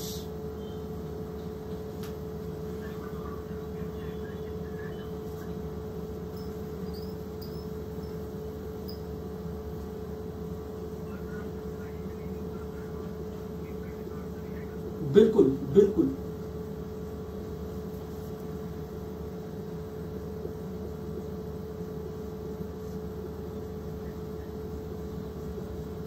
तो मैंने क्या सिर्फ इंप्रेशन मारने के लिए बताया? बस मैं ये चाहता हूं कि आपको रट के ना कुछ करना पड़े। Inorganic should not be hating subject of science. तो यहां पर क्या किया मैंने? ये जो पूरा क्रिस्टल था, ये पूरा एनायन, इसका हाइड्रोलिसिस करवाया। जहां मुझे ऑक्सीजन और बोरोन का बॉन्ड तोड़ दिख रहा है, मैं वो ब्रेक कर रहा हूं। Boron is less electronegative, oxygen is more electronegative, तो oxygen is negative, boron is positive. तो वाटर का H पार्ट ऑक्सीजन को दे दो, OH इसे दे दो। तो बोरॉन को OH, ऑक्सीजन को H, break this bond. Similarly here, do this, see, do this here, do this here, do this here. तो आप यहां पर जहां से भी ये बोरोन और ऑक्सीजन का बॉन्ड ब्रेक करोगे, ऑक्सीजन को H, बोरोन को OH, ऑक्सीजन को H, बोरोन को OH, ऑक्सीजन को H, बोरोन को OH, ऑक्सीजन को H, बोरोन को OH। बेसिकली हमने पूरे अंदर का साइकिल रिंग तोड़ दी। तो मुझे मिला क्या? B के साथ एक बोरोन के साथ 4 OH, यानी कि बोरॉन के साथ 4 OH मॉलिक्यूल जुड़े हुए हैं, और ऐसे 2 यूनिट मिले, और 2 H3BO3 बोरिक एसिड के 2 मॉलिक्यूल, और बोरिक एसिड के 2 मॉलिक्यूल का डिहाइड्रेशन कराओ। इस एनायन का भी टेट्राहाइड्रोक्साइडोबोरेट, इस एनायन का भी डिहाइड्रेशन करा दो।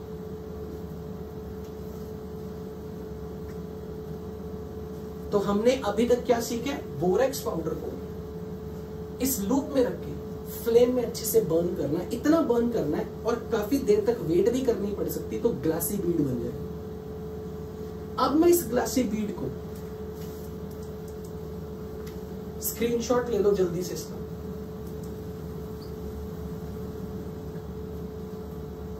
Now this glassy bead is touched with pinch of the salt to be detected, and is heated in oxidizing as well as in reducing flame.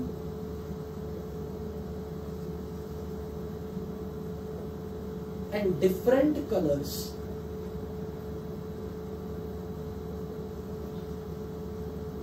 of metaborates of different cations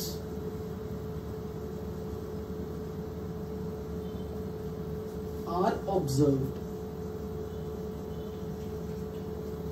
and is the basis of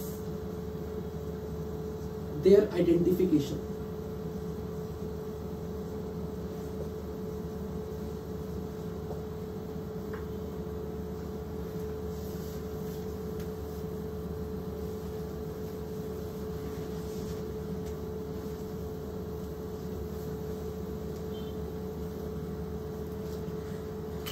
जैसे मान लो ये flame है,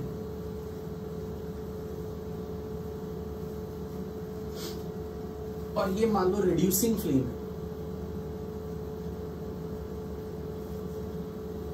तो basically क्या होगा, suppose I am talking of now reducing flame,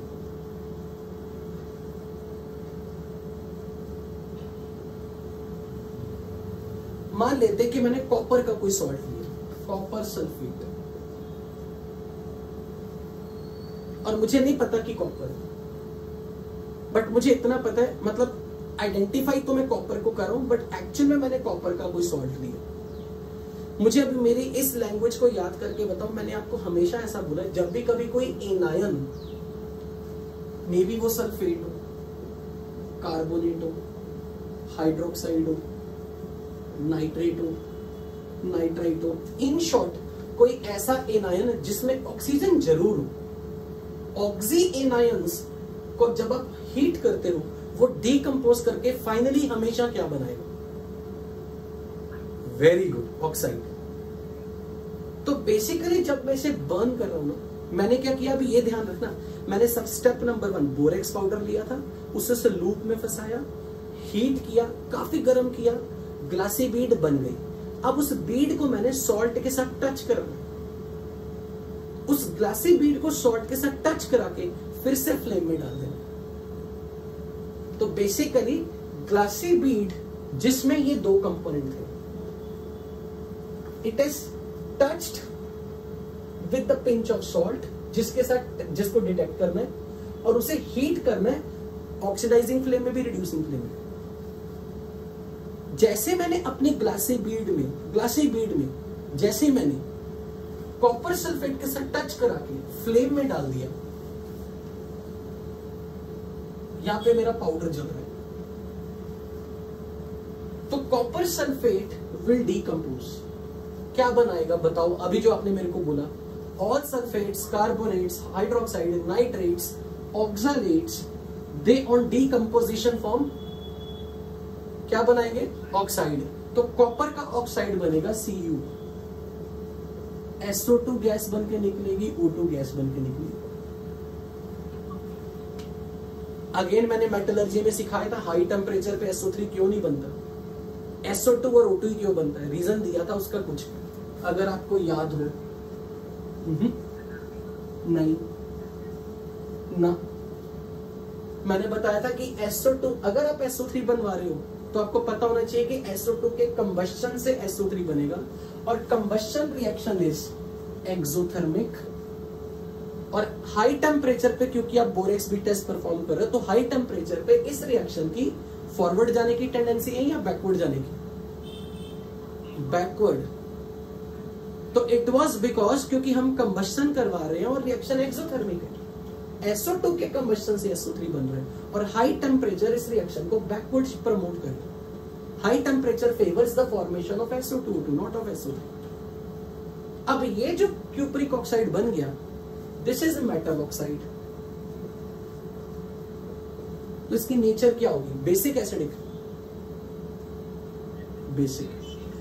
अब ध्यान से सुनो, it will react with non metal oxide boron, ये तो सॉल्ट है, ये नॉन मेटल का ऑक्साइड है, non metal oxides are acidic, so this will react with B2O3 which is non metal oxide, और ये मिलके बनाएंगे CuB2O4। चेक करो, B2 oxygen 4, this is nothing but CuBO2 twice. अब मुझे ये बताओ, इसके कौन से केटायन एनायन दो, अगर मैं आपको इसके पूछूं, इसके केटायन एनायन बनाओ, copper 2+ and BO2-। What you call this anion, इसका नाम मालूम है, what is the name of this anion, no, metaborate, this is metaborate.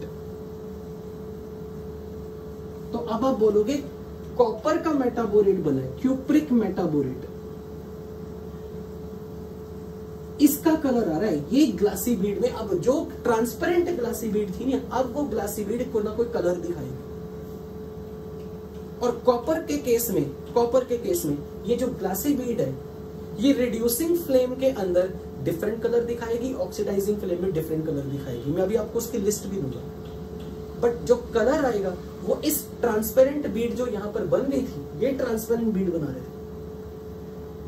जैसे ही B2O3 ने मेटल ऑक्साइड से रिएक्ट किया, तो जिस मेटल के सॉल्ट को आप डिटेक्ट करना चाहते हो, उस केटायन का मेटाबोरेट बनेगा। इसलिए मैंने ये लाइन लिखी, ध्यान से देखो, different colour of what, metaborate of different cations. ये मेटाबोरेट और इस मेटाबोरेट का केटायन अलग अलग है। Different cations with metaborate produce different color in the bead, and that color is used as a criteria to detect the which ion is present in your salt. ये बात समझ में लगी या नहीं? नहीं, ये सब प्रीलिमिनरी टेस्ट है।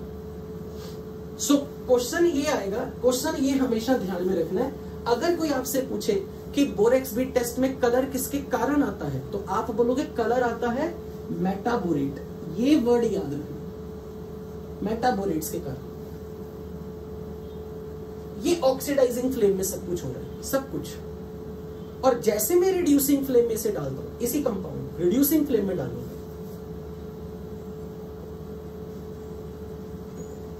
रिड्यूसिंग फ्लेम का नाम रिड्यूसिंग फ्लेम क्यों है? क्योंकि उसमें कौन से पार्टिकल्स होते हैं? Carbon. Carbon will act as what? Oxidising agent, reducing agent. तो वो इसे रिड्यूस कर देगा। यहां कॉपर का ऑक्सीडेशन नंबर बताओ, तो इसे रिड्यूस करके कॉपर में ले आएगा 0 फॉर्म। और अगर कॉपर की रिडक्शन हो गई तो फिर किसी न किसी की तो ऑक्सीडेशन होगी। बोरॉन की नहीं होगी ना, मेटाबोरेट की तो होगी, पर बोरॉन की नहीं होगी, क्योंकि बोरॉन का ऑक्सीडेशन नंबर फिक्स है, ऑलवेज +3। और यहां चेक करो बोरॉन का ऑक्सीडेशन नंबर क्या है।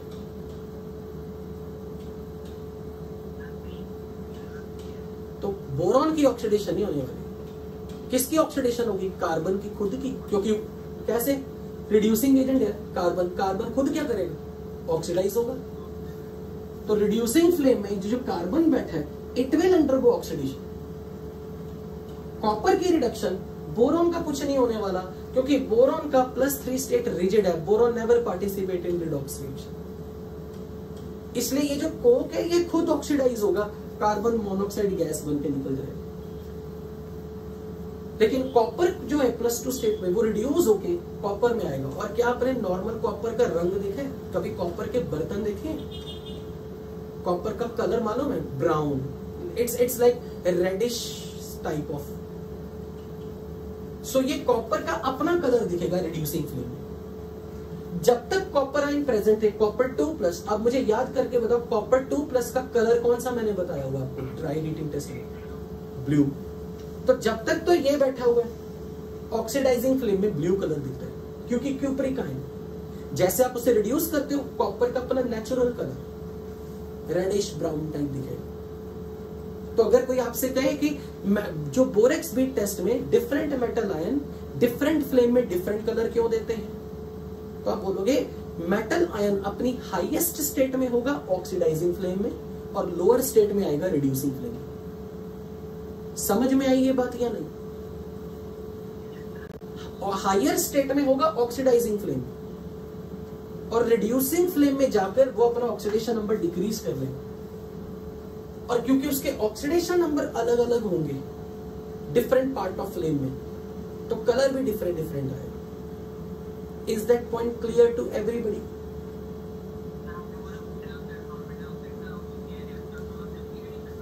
एडिशन ही तो किया, जिसको मैंने ऐसे लिखा, because it's ultimately ionic compound, जिसका केटायन कॉपर है, एनायन मेटाबोरेट है।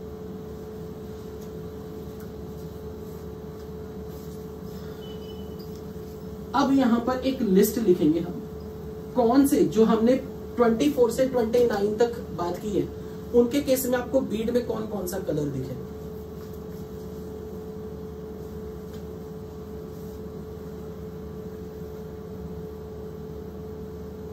Oxidising flame,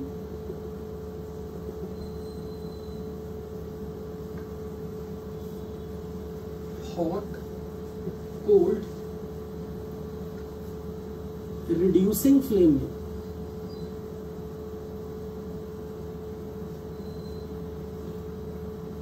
hot and cold. If you are, अगर आपने सेम इसी तरीके से यहां पर आपने मान लो क्रोमियम लिया हो, तो क्रोमियम के केस में क्रोमियम का कोई भी सॉल्ट लिया पर उसको पहले ऑक्साइड बनाया, ऑक्साइड बनाने के बाद ये सारी स्टोरी रिपीट हुई। तो in the reducing flame it looks like green,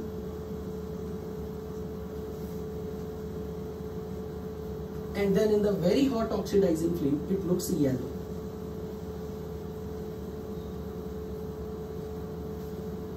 For copper,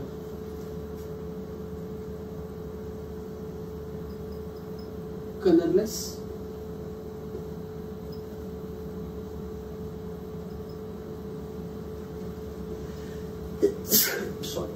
colorless to reddish brown,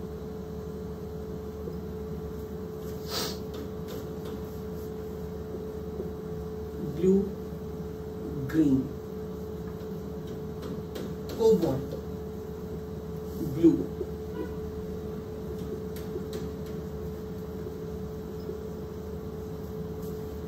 manganese, colorless,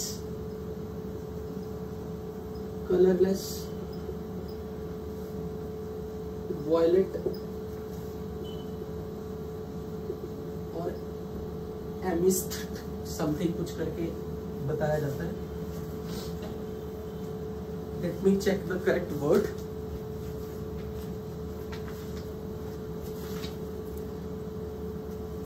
amethyst,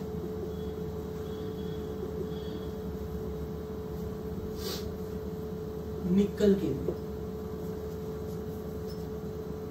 grey,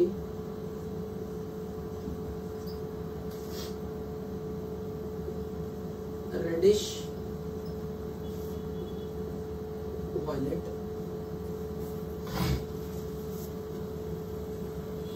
iron के लिए ग्रीन, येलो, येलो ब्राउन।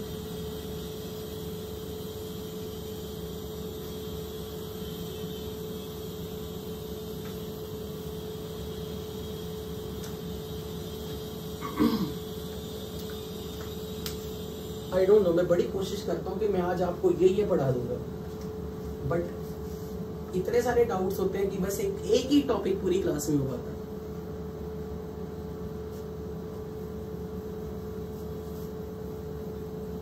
हाँ भाई राज, जल्दी पूछिए। मेटाबोलेट्स के कारण, मेटाबोलेट्स के कारण ऑक्सीडाइजिंग फ्लेम में, यानी कि हायर ऑक्सीडेशन स्टेट में का अगर मटेरियल होगा तो वो ऑक्सीडाइजिंग फ्लेम में कलर देगा, लोअर ऑक्सीडेशन स्टेट में वो रिड्यूसिंग फ्लेम में कलर देगा। अभी मैं एग्जांपल दे रहा हूं, जैसे फॉर एग्जांपल अभी मुझे ये चेक करके बताओ, क्रोमियम के केस में मैंने आपको कौन कौन सी स्टेट में क्या कलर बताया। क्रोमियम में मैंने, अरे नहीं, जो मैंने वो ठीक है, जो मैंने कौन सी ऑक्सीडेशन स्टेट में कौन सा कलर था वो पूछ रहा हूं। +3 में ग्रीन और +6 में ऑरेंज रेड और या फिर येलो भी बताया ना, क्रोमेट के कारण। अब ध्यान से सुन, ये देखो, रिड्यूसिंग फ्लेम का मतलब क्या है कि वहां पर क्रोमियम कौन सी स्टेट में होगा, लो या हाई। रिड्यूसिंग फ्लेम में तो लो कौन सी स्टेट है, 3 या 6? 3, तो 3 वाले कलर लिखते ग्रीन। ठीक है, यहां पर अगर कोई पूछे कि ग्रीन क्यों लिखा, क्योंकि क्रोमियम +3 स्टेट में। जब मैं इसे ऑक्सीडाइजिंग फ्लेम में लेके जा रहा हूं तो ऑक्सीडाइजिंग फ्लेम में क्रोमियम +6 में आ गया, और +6 में ये जो येलो कलर है यहां पे मैंने लिख दिया। इनके कोई रीजन नहीं देने वाला आपको, जस्ट मैं आपको प्रैक्टिस करवा रहा हूं कैसे हम जो मैंने इंफॉर्मेशन दी उसे याद करने में कैसे हेल्प होगी। बट हाँ, जब आप इसे येलो कलर को ठंडा करते हो तो ठंडा करने से ये वापस ग्रीन हो जाता है। बट अगर कोई आपसे पूछे कि ग्रीन और येलो ये दो ही क्यों चूज हुए, बिकॉज रिड्यूसिंग फ्लेम में जब भी क्रोमियम का मेटाबोरेट बनेगा, क्रोमियम का मेटाबोरेट +3 स्टेट में बनेगा। मेटाबोरेट का ऑक्सीडेशन नंबर माइनस, इसका चार्ज -1, क्रोमियम पे +3। फॉर्मूला क्या बनेगा क्रोमियम के मेटाबोरेट का? बताओ क्या लिखूं फॉर्मूला? CrBO2 होल थ्राइस, और यहां क्रोमियम +6 स्टेट में आ जाएगा। इसी तरीके से चेक करो कॉपर के लिए, कॉपर की हाईएस्ट ऑक्सीडेशन स्टेट है +2 और लोएस्ट है 0। तो रिड्यूसिंग फ्लेम में कॉपर कौन सी, रिड्यूसिंग फ्लेम में कॉपर किस स्टेट में रहना चाहेगा? 0। और 0 फॉर्म में कॉपर का जो अपना नॉर्मल कलर है, नॉर्मल कलर रेडिश, पर अगर मैंने उसी को हीट कर दिया, मतलब रिड्यूसिंग फ्लेम में डाले रखा हुआ है, रिड्यूसिंग फ्लेम के अंदर डाल के रखा हुआ है, वो अभी मुझे कलरलेस दिखेगा, गरम हॉट रिड्यूसिंग फ्लेम। लेकिन जैसे मैंने रिड्यूसिंग फ्लेम से बाहर निकाल लेना, वो अपना नेचुरल कलर मुझे दिखाएगा, पर आपको वो कलर क्लियर नहीं दिखता, उसको थोड़ा थोड़ा कलरलेस भी फील करोगे। इसलिए अगर आपको कलरलेस लिखा आ जाए या रेडिश ब्राउन लिखा आ जाए, दोनों ठीक है। लेकिन जैसे आपको उसको ऑक्सीडाइजिंग फ्लेम में डाल दिया, कॉपर +2 का अपना कलर दिखेगा ब्लू। और मुझे अभी ये बताओ, जब कॉपर +2 स्टेट में ब्लू है, मुझे ये बताओ, थोड़ी देर पहले मैंने आपको क्या बोला, क्योंकि आप फ्लेम में डाल रहे हो, फ्लेम में कॉपर +2 कौन सा कलर इंपार्ट करता था? अभी थोड़ी देर पहले फ्लेम में कॉपर 2+ कौन सा कलर इंपार्ट करता है? ये देखो, इसीलिए ग्रीन लिखा। यानी कि अगर आप मेरी इंफॉर्मेशन जो मैंने लिखा है उसको ध्यान में रखो ना, आप किसी को रीजन भी बता सकते हो और कोई आपको बोलेगा अरे वाह यार बड़ी सॉलिड केमिस्ट्री आती है। तो जब तक कॉपर रिड्यूसिंग फ्लेम के अंदर है, वो कॉपर 0 स्टेट में, तो वो अपना रेडिश कलर जो नॉर्मल कॉपर ठंडा होने पे, पर उसी कॉपर को मैं रिड्यूसिंग फ्लेम में अगर गर्म रख रहा हूं, मेरे को उसका कोई कलर नहीं दिखता वहां पे। लेकिन जैसे मैं कॉपर को +2 स्टेट में देखता हूं ऑक्सीडाइजिंग फ्लेम में, तो कोल्ड करने का मतलब क्या है? मैंने ऑक्सीडाइजिंग फ्लेम में डाल दिया, मैंने प्लैटिनम वायर ऑक्सीडाइजिंग फ्लेम में डाल के रखी है। ऑक्सीडाइजिंग फ्लेम में जैसे मैंने प्लैटिनम वायर डाली, मुझे कॉपर +2 के कारण ग्रीन एज्ड फ्लेम दिखी। मैंने ऑक्सीडाइजिंग फ्लेम में से बाहर निकाल दिया बीट, वो बीट ठंडा हो गया, ठंडा होने पर है तो वो कॉपर 2+, तो अपना ब्लू कलर दिखा रहा है। ये हॉट और कोल्ड का मतलब समझे हो या नहीं? पहले मुझे ये बताओ, ऑक्सीडाइजिंग फ्लेम रिड्यूसिंग फ्लेम याद है ना कैसे बनानी थी? एयर होल की सप्लाई कंट्रोल करके। तो एयर होल की सप्लाई मैंने अगर फुल कर दी, ऑक्सीडाइजिंग फ्लेम है, मैंने प्लैटिनम वायर में जो बीड है वो डाल दिया फ्लेम के अंदर, हॉट फ्लेम के अंदर, तो वो मुझे ये कलर दिखा रहा है। बाहर निकाला, ठंडा हो गया, वो ये कलर दिखा रहा है। अब जरा चेक करके बताओ, कोबाल्ट के केस में मैंने आपको क्या पढ़ाया था? कोबाल्ट का अगर +2 स्टेट का अगर सॉल्ट है, तो वो आपको कौन से कलर दिखाता है? ब्लू। तो ये सारा ब्लू वही दिखा। अच्छा, अब मैंगनीज में चेक करके बताओ, मैंगनीज में मैंने आपको मैंगनीज की कौन कौन सी स्टेट्स बताई? +2, +4, +6, +7। अब जरा सोच के बताओ, अगर मैं आपसे पूछूं रिड्यूसिंग फ्लेम में व्हाट इज मैंगनीज कौन सी स्टेट में रहना पसंद करेगा, लो या हाई? लो स्टेट में। और लो स्टेट में मैंगनीज +2 का कलर मैंने क्या बताया? Colourless to flash to pink, तो इसीलिए मैंने यहां कलरलेस लिखा हुआ, colourless. Highest state oxidising flame में मैंगनीज कौन सी स्टेट में चला जाएगा? +7 में। कलर चेक करो क्या लिखा है? Purple, violet. उसी वॉयलेट को एमिथिस्ट कहते हैं। एमिथिस्ट कलर क्या होता है? पर्पल के अंदर थोड़ा सा रेड कलर का शेड आना, मतलब थोड़ी पिंक कलर, लेकिन है पर्पल ही, उसमें थोड़ी पिंक पिंक की फीलिंग भी आती है। Amethyst colour, pinkish purple. पर अगर कोई आपसे पूछे ये पर्पल कलर क्यों? बिकॉज ऑक्सीडाइजिंग फ्लेम में मैंगनीज +7 स्टेट में बैठा हुआ। अब जरा चेक करते हैं निकल के लिए। निकल के लिए जो नॉर्मल निकल है, निकल की स्टेट्स ही अपने पास यही है,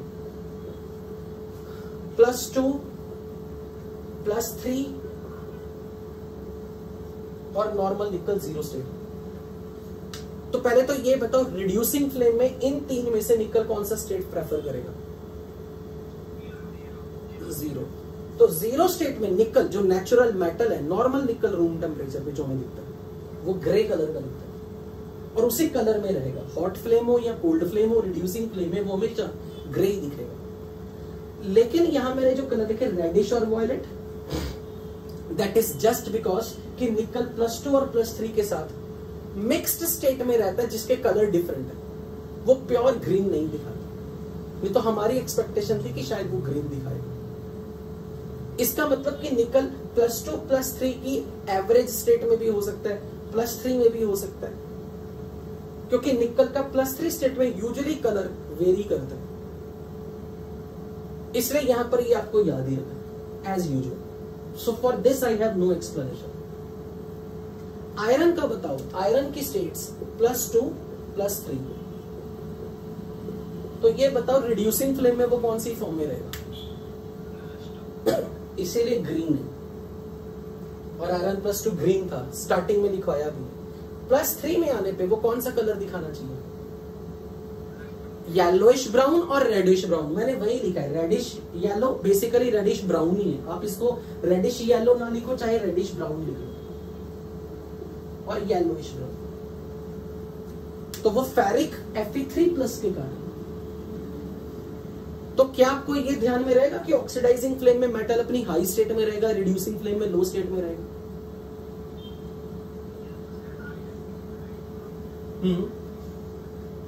निकल के लिए तो मैंने यहां लिखा, अरे एक्चुअली निकल के लिए सही है, वो रेडी है।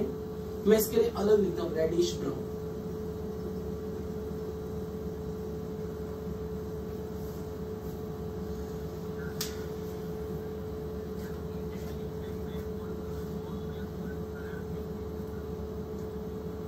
नहीं देखो, चेंज तो कर रहा ना, किसी किसी में तो कर रहा है, यहां पे तो नहीं कर रहा, यहां भी नहीं कर रहा। हाँ सही बोल रहे हो आप। रिड्यूसिंग फ्लेम में हॉट और कोल्ड में कलर चेंज नहीं होगा, करेक्ट, सेम रहता, क्योंकि कोबाल्ट अपना ऑक्सीडेशन नंबर +2 ही दिखा रहा है। Wait, is this part clear to everybody? Borax bead test.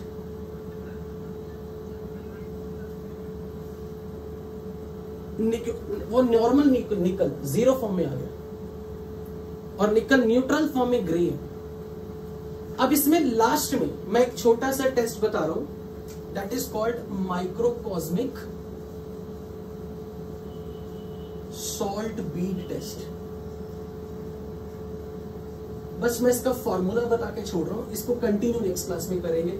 कल संडे हम 10 से 12 मिल रहे हैं, क्योंकि मैंने आज सोचा था कि मैं आपको 3 टेस्ट पढ़ा दूंगा, मैं एक ही पढ़ा पाया।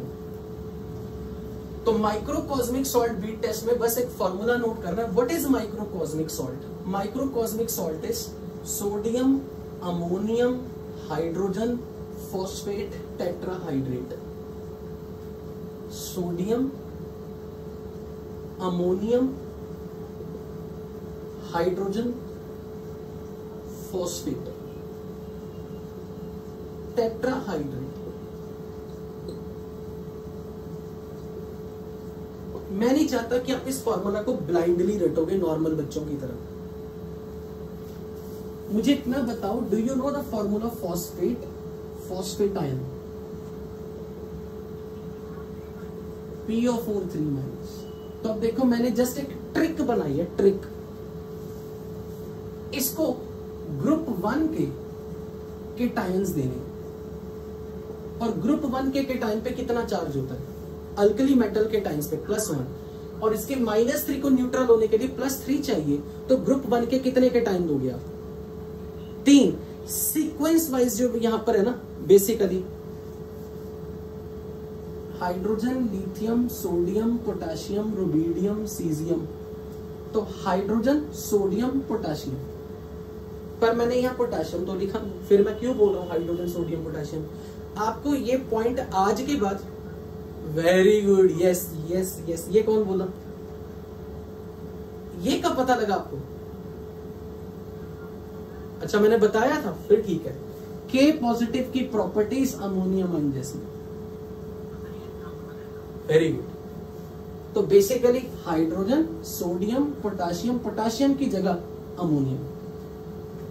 ये 3 आयन इसको दे दो, H positive, Na positive and ammonium positive. अच्छा, उसमें जो बीड बनती थी वो किसके कारण बनती थी? मैंने कौन सा वर्ड हाईलाइट किया था बोरेक्स बीड टेस्ट में? Bead is formed due to the formation of which salt? Metaborate. तो यहां पर भी बीड बनेगी। Here bead is formed due to मेटाफॉस्फेट।